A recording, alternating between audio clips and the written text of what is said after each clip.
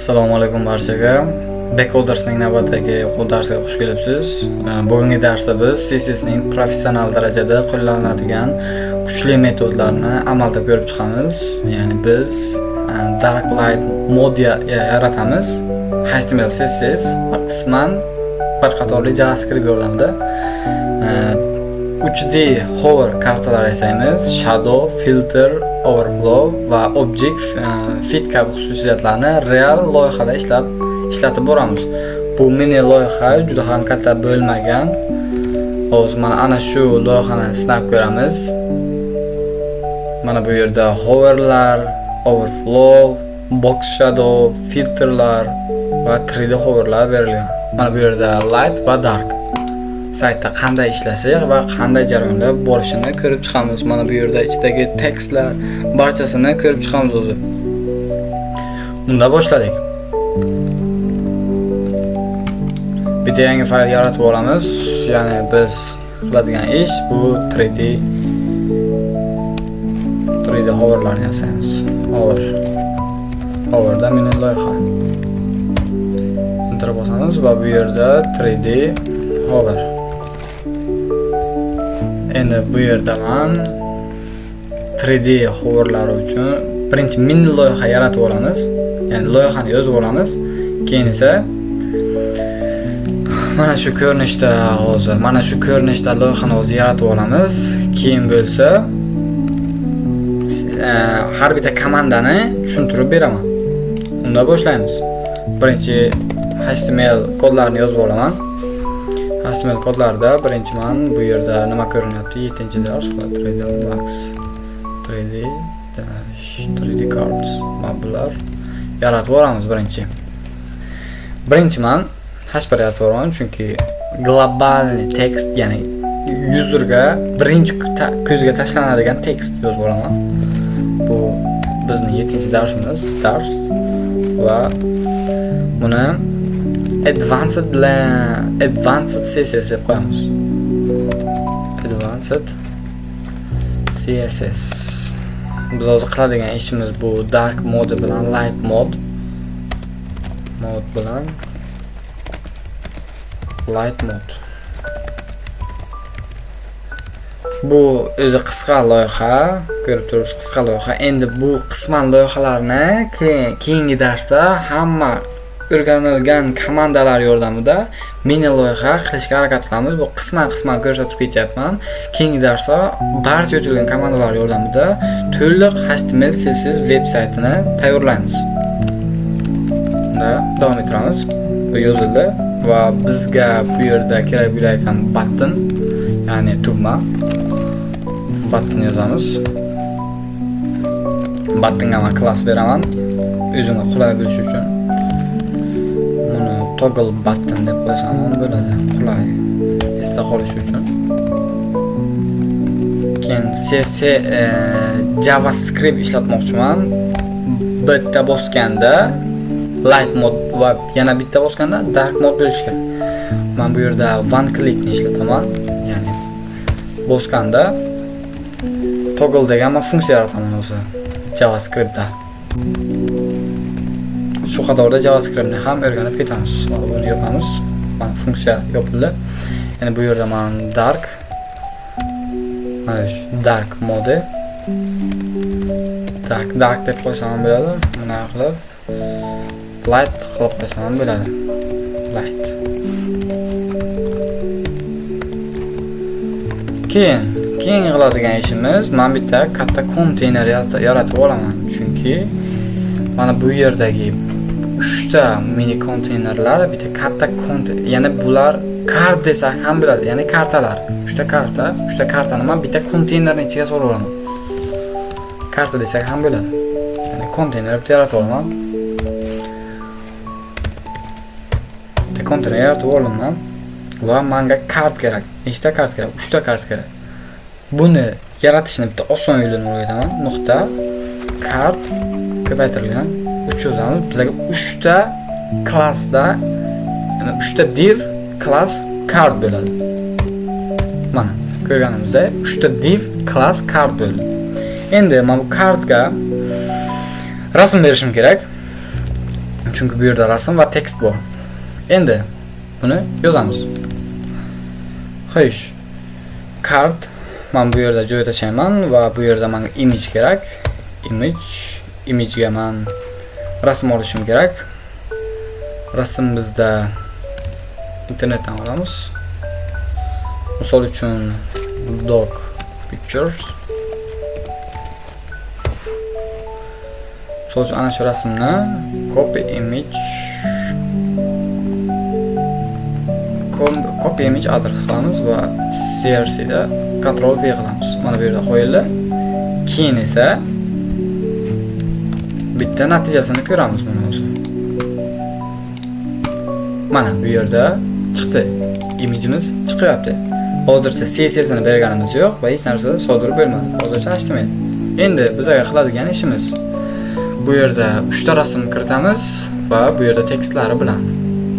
Unda 3 ta rasm kiritamiz. 3 xil doc. Copy image address va bu yerda div ni ochamiz. Va bu yerda image enter Ctrl V keyingiga o'tamiz. Bu yerda ham image qo'yishimiz kerak. Dogni rasmlaymiz. Copy image address va bu yerda Ctrl V va keyingisi buni ochamiz. Bu qulay bo'lishi, o'zimizga qulay bo'lishi uchun qo'yamiz buni o'rtasini. Endi qiladigan ishimiz buni bitta natijasini ko'rib olamiz. Natija 3 ta itni rasmi chiqdi. Endi bularga sekin tagida tekst yozamiz. Men bu yerda yaxshiroq ko'rinish uchun H2 tagidan foydalanaman. Bu yerda object fit deb qo'yaman. Ya'ni obyektimiz fit. Bu yerda p tagida ana bu yerda p tagi yozilgan, mayda harflar p tagida yozilgan. Bular H2 da yozilgan. Yuzerga ko'rinib turishi uchun. Men p tagida yozishim kerak. P tagida misol uchun bu sotor kuchuk deb yozsam ham bo'ladi. Boshqa misol uchun tekst kelmasa lorem o'ng qilsak 10 ta so'z chiqarib beradi bizga. 10 ta har xil so'zlar. Bularning ma'nosi uncha yo'q. Endi bizning qiladigan keyingi kartga o'tamiz. Keyingi kart. Bu yerda. Endi bunisini orqa qismini qiti shadowli qilishimiz kerak. Ya'ni o'zgacha qiti. Buni filter shadow desa ham bo'ladi. Filter shadow. Endi bitega o'sha olaman bu yerda ham lorem ön deb qo'yaman. Ya'ni o'nta so'z chiqarib ber. Hozir lorem o'nta so'zlar chiqarib berdi. Endi keyingi ish bu yerda H2 da men bu yerda 3D hover berishim kerak. Hozir mana bu natijani ko'ramiz. 3D hover bo'libdi. Har bittasi 3D hover. Ya'ni mana tagi bilan mana o'zgarib ketyapti. Ya'ni nechidir gradusga o'zgaryapti bizga tagi. Shuni qilishimiz kerak endi. Endi keyingi ish bu yerda mana lorem emas u 3D hover deb qo'yaman. Tushunarli bo'lishi uchun. Keyin lorem ön qilaman. Hozircha tekst yozish shart emas. Keyingi qiladigan ishimiz men ana bu yerda button yozganman, ya'ni one click, bitta bosganda light mode, yana bir bosganda dark mode bo'lishi kerak. Endi buni qilishimiz uchun script yozaman. JavaScriptni ham ishlatilish 3 xili bor, ya'ni inline, internal va external turi bor, type bor, ishlatishning type. Hozir biz ishlatayotgan type bu inline bo'ladi. Script deb yozaman. Script deb yozdim va bu yerda men function yozishim kerak. Chunki biz functionning nomini berdik tepada. Biz bergan functionning nomi bu toggle, mana bu tepada. Toggle mode. Qavs yopiladi, enter bosiladi. Va bu yerda one click belgilandi. Ya'ni biz document deymiz. Body class list toggle dark mode deb qo'yamiz. Mana. Endi bizada hozircha ishlamaydi, chunki CSS yozmadik hali. Endi unga CSS yozamiz. CSS ni yozishni boshlaymiz. Hozir bitta nima proyektni ko'rib olamiz. Qanday CSS'lar berilgan. Bu yerda bitta cardning tagida text va bular box shadowlar. Bular endi CSS ni boshlaymiz. CSS bo'lsa, mana shu yerdan boshlaymiz. Endi bu qulay bo'lishi uchun, o'zimizga qulay bo'lishi uchun style. Endi men full body qismini men o'zgartirib qo'yaman, ya'ni o'zgarmas qilib qo'yaman. Margin 0 beraman bunga. Oldingi darslarda o'tganmiz.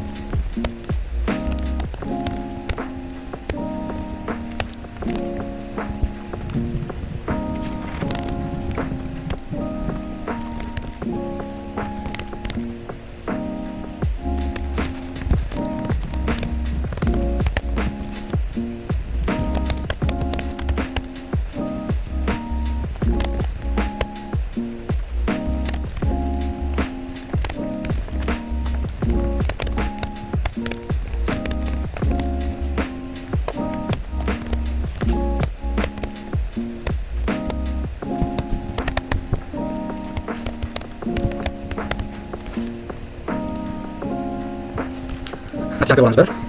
Hadi çalışalım. Hadi çalışalım.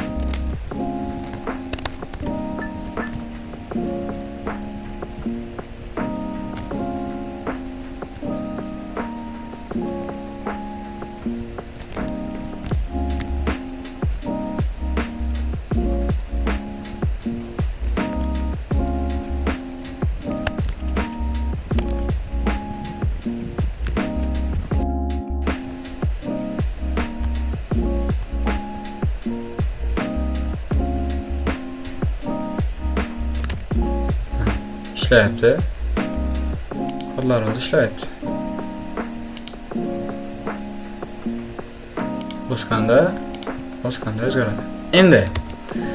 Endi bu kodlarni tushuntirishga kelsak, bu yerni o'tgan edik darsda bularni tushuntiramiz. Bu CSS variables, ya'ni zamonaviy saytlar uchun useful ishlatiladigan variable. Bu dark mode bo'lsa, body dark ularni almashtiradi. Ya'ni bizada mana dark mode yo'qildi-ku, mana bu yerda ana bu komanda ishlaydi. Ya'ni backgroundni tekstlarni qora qiladi, backgroundni ham tekstlarni oq qiladi, backgroundni qora qiladi. Mana bu yerda bo'lsa, backgroundni oq qiladi, tekstni qora qiladi. Shuni vazifasi shular. Root user, ya'ni root deb qo'yamiz. Buni bosh komanda desak ham bo'ladi. Keyingisi bunisi ham shunday. Bunisi qora fon uchun, bunisi oq fon uchun. Endi bu yerda o'tilmagan darsdan yana mana shu, ana bular o'tilmagan darsdan. Ya'ni bu hoverdan zoom va shadow effekt beradi shunaqa. Mana zoom va shadow o'zgarishini ko'ryapsiz. Yaqinlashtiryapti va shadow beradi. Ya'ni uyg'unlik, rangga uyg'unlik beryapti. Buni vazifasi shu. Keyingisi hover qismini o'tgan edik. O'tgan safar yana bir marta tushuntirib o'taman. Bu yerda mana hover qismi ya'ni 3D effekt beryapti bu. Ko'proq premium UI larda ishlatiladi bu. Premium UI dizaynerlarda ishlatiladi. Mana 3D, mana. O'zgarish mana 3D. O'zgarishlar. Hammasi shuna. 3D. Endi keyingi qiladigan ish bu card hover image ni tushuntiraman. Mana buni qiladigan vazifalari rasm hoverda joylanadi. U juda vizual effekt ko'rsatadi. Ya'ni rasm hoverda joylashadi. Hover mana. Hoverning ichida joylashgan rasm bu effektiv ko'rsatyapti mana. Rasmni effektiv ko'rsatyapti. Bu yerda yana bitta narsani ko'rib o'tish mumkin.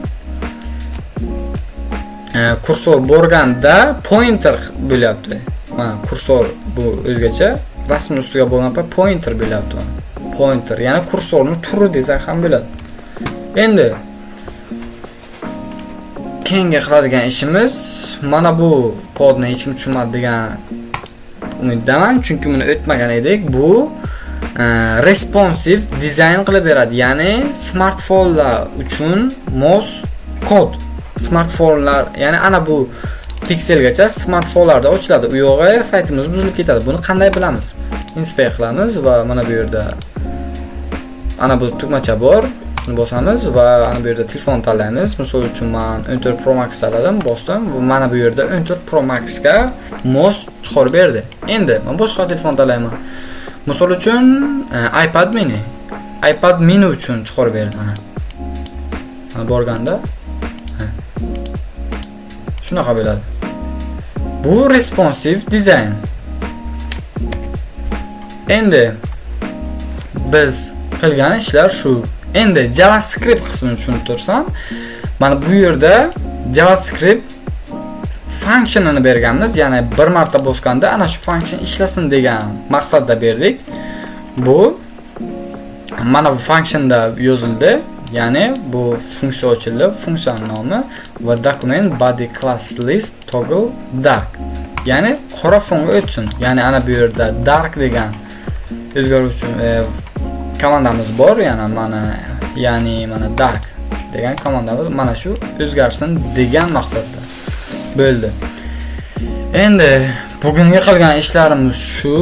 Keyingi sonda biz ya'ni mini loyiha qilamiz. Qiti kattaroq bo'ladi. Bu o'tilgan darslar bilan birga bo'ladi. O'tilgan darslar bilan birgalikda qilamiz. Demak, bugungi darsimiz shu CSS dizaynni to'liq o'rganib oldik desam ham bo'ladi. Ya'ni 3D kartalar, tekstlar, taglar, linklar barchasini o'tdik. O'tgan darsda, hozirgi darsda esa modlar, filtrlar, ya'ni shadowlar haqida o'tdik va responsive design haqida ham o'tdik. Ya'ni telefonlarga mos bo'ladigan veb-sayt haqida ham o'tdik. Endi hammasini bitta loyiha qilamiz o'tgan darslar bilan. Keyingi darsda bundan ham kuchli dizayni yaxshiroq bo'lgan veb-sayt chiqarishga harakat qilamiz. Bugungi o'tilgan darslar shular. Mana bu kodlari kerak bo'lsa yozib olinglar.